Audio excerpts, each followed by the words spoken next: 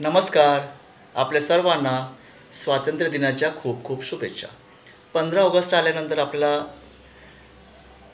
August क्रांती आठवते, संघर्ष आठवत आहेत, लढा, चर्चा, बोलणी, त्यावेळी तात्कालीन नेते मंडळी हे सर्व आठवतात आणि त्याने केलेले अपार कष्ट हे आठवत आहेत आपल्या स्वातंत्र्यासाठी. आता आमचा जन्म तर स्वातंत्र्यानंतरच झालेला आहे आणि या पिढीला तर समजणे, जाणीव होणे गरजेचे आहे. आजची परिस्थिती किंचित निराळी आहे. स्वातंत्र्यामध्ये जरी आपण असलो तरी बरेच वेळेस आपण आता सध्या बघतोय की आपलं मत आपल्याला सरकार ठरवण्याचे अधिकार आहेत काय? आपण वोटर्स आहोत, मतदार आहोत. आहे काय तसं?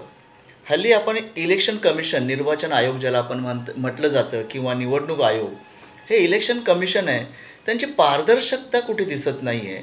हा अनुभवावरून झालेला विषय आहे.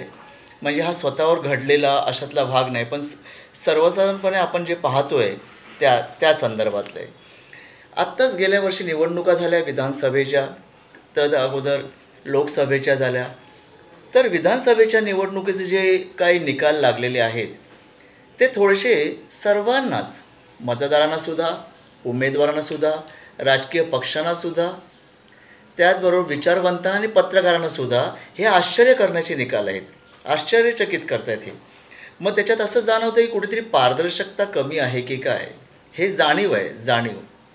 ठीक आहे. तर बऱ्याच लोकांनी त्यांना विचारणा केलेली आहे निवडणूक आयोगाला की आम्हाला काही डिटेल्स मिळतील का, तपशील काही मिळेल का? तर तपशील काही मिळत नाही आहे. CCTV फुटेज मिळतील का? तेही मिळत नाही आहे. ठीक आहे. प्रकारे संध्याकाळी 5च्या नंतर ही जी आकडेवारी वाढलेली आहे ती कुठल्या प्रकारे वाढलेली आहे त्याचं काही उत्तर मिळत नाही आहे. निवडणुकीमध्ये एवढे अचानक 3-4 महिन्यामध्ये मतदार कसे वाढले त्याच्या संदर्भातही साशंक आहे लोक आणि त्याचं उत्तर मिळत नाही आहे. काही उमेदवारांनी स्वतः चाचणी करायचा प्रयत्न केला की आपण एक प्रयत्न करूया की एवढा निव्वळ फरक कसा होतो आहे मतदानामध्ये. तर त्यांच्यावरही बंदी घालण्यात आलेली आहेत की तुम्ही तसं करू शकत नाही आहेत. तर अशा प्रकारे होतं आहे काय की कुठेतरी मतदार अगोदरही म्हणत होते, निवडणूक अधिकाऱ्यांना विनंती करत होते, काही वैचारिक मंडळी त्याच्यात होते, पत्रकार होते, राजकीय पक्षसुद्धा होते की बॅलेट पेपर आपल्याला घेता येईल का? कारण त्या EVM जी आहे, मशीन आहे, त्याच्यावर तेवढी काय खात्री देता येत नाही. तर टॅम्परिंग होत आहे, म्हणजे काही त्याच्यात मशीन आहे ती शेवटी. त्याच्याही इलेक्शन कमिशनने कधी त्याचा विचार केलेला नाही आहे. तर एकंदरीतच त्याचबरोबर हे जी निवडणूक यादी जी असते त्याच्यात एवढ्या प्रकारच्या ह्युमन एरर्स ज्याला म्हणतात, चुका असतात की मग ह्युमन एरर्स होत आहेत. मग त्याच्यावर काय, काही लोकांच्या सहजच मतदार आहेत ते आणि त्यांचे नावच त्यांच्यातनं यादीतनं काढली जातात. ते अक्षरशः मतदार आहेत आणि त्यांची ते गय केली जात नाही आहे असं मी म्हणेन. मग हा एक प्रकारचा हायजॅक आहे का? असं तर नाही ना, असं कधी कधी वाटतं. मग स्वातंत्र्य दिन आहे आज, आम्ही साजरा करतो आहे, जल्लोषाने साजरा करतो आहे, पण आपलं स्वतःचं मत जे आहे ते स्वातंत्र्यात नाही आहे. असं झालेलं आहे की माझं मत आहे ते सरकार निवडीसाठी अपयशी ठरतं आहे आणि इलेक्शन कमिशनमार्फतच काही सरकार निवड होते का, असाही एक प्रश्न माझ्या मनात आलेला आहे. हा कुठलाही हेतुपुरस्कृत प्रश्न नाही आहे.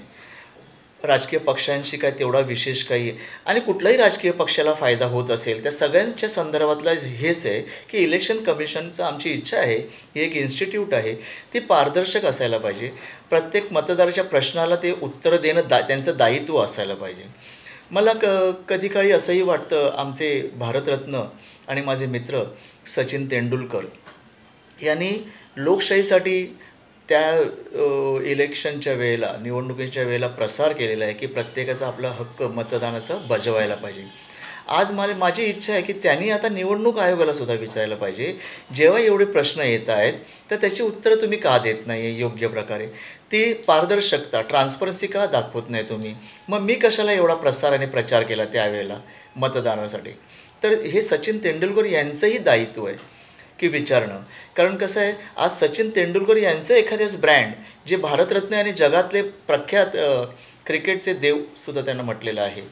आणि प्रत्येक खेळाडू क्षेत्रामध्ये ते स्वतः त्यांचा ब्रँड, स्वतःचं वैयक्तिक ते कुठेही कॉन्ट्रोवर्सीमध्ये कधीच नव्हते. माझी इच्छा आहे ती. तर इलेक्शन कमिशनलासुद्धा एक विनंती आहे की पारदर्शकताप्रमाणेच हे कार्य व्हायला पाहिजे. कुठल्याही पक्ष जे सरकारी पक्ष असतं, सरकारवर असतं, त्याच्या बाजूंचा निर्णय असं वाटता कामा नये लोकांना. तर माझी विनंती आहे, कोर्टाने जे आदेश दिलेले असतील त्याचंही पालन करावं आणि राजकीय पक्षांचा जो काय मागणी असेल त्याचा विचार व्हायला पाहिजे. आणि आपण जर खरे असाल तर ते समोर खरे निघणार. कुठलीही गोष्ट थांबवण्यासाठी, लपवण्यासाठी काहीच गरज नसते आपण सत्य असल्यानंतर. हीच माझी विनंती आहे. माझे विचार जर आपल्या सगळ्यांना जर पटत असेल, आवडत असतील तर हे इतरांनासुद्धा शेअर करा. आणि या विचारामध्ये कुठल्याही प्रकारची कॉन्ट्रोवर्सी नाही आहे हे लक्षात घ्या. कुठल्याही प्रकारचं कुठल्या पक्षाच्या संदर्भातलं जय करण्याचा प्रकारही नाही आहे. हा इलेक्शन कमिशन आपलं स्वातंत्र्य आणि आपली लोकशाही टिकवणं आणि आपले स्वतःचे लोकशाही ही आपल्या मतदानावर टिकणार आहे. आणि आपलं मत जो आहे तो सरकार कोण येणार ते ठरवणार असतं. लक्षात घ्या. Thank you very much. जय हिंद, जय महाराष्ट्र.